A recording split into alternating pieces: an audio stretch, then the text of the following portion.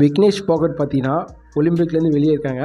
ரொம்பவே கஷ்டப்படுறாங்க அவங்க. ஸோ நான் வந்து கோல்டு மெடல் தங்கம் வாங்கியிருக்கணும் ஸோ அப்படின்னு சொல்லிட்டு ரொம்ப கஷ்டப்பட்டு பேசியிருக்காங்க. ஸோ அவங்களுக்கு பார்த்தீங்கன்னா டிஸ்குவாலிஃபை பண்ணியிருக்காங்க. எதுக்காக பார்த்தீங்கன்னா ஸோ அவங்க வெயிட் வந்து 100 கிராம் அதிகமாக சொல்லிட்டு அவங்க டிஸ்குவாலிஃபை பண்ணியிருக்காங்க. ஒரே நாளில் பார்த்தீங்கன்னா கிட்டத்தட்ட 2 கிலோ மேலே குறைச்சிருக்காங்க.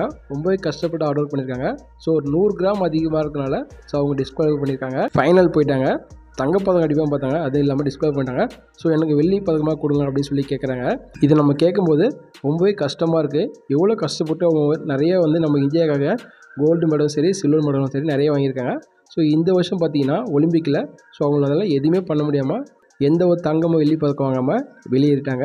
ஸோ அவங்க வந்து ரொம்ப மனதாலையும் ரொம்ப வந்து உடலாலையும் ரொம்ப கஷ்டப்பட்டுருக்காங்க. அவங்க வயது பார்த்தீங்கன்னா 29 வயது தான் ஆகுது. ஸோ இதுக்கப்புறம் வந்து நான் வந்து எந்த கேமும் விளாட மாட்டேன், நான் வந்து மல்யுத்தம் பண்ண மாட்டேன் அப்படின்னு சொல்லிட்டு அவங்க வந்து இதுக்கப்புறம் பண்ண மாட்டேன்னு சொல்லிட்டு வெளியே போயிட்டாங்க.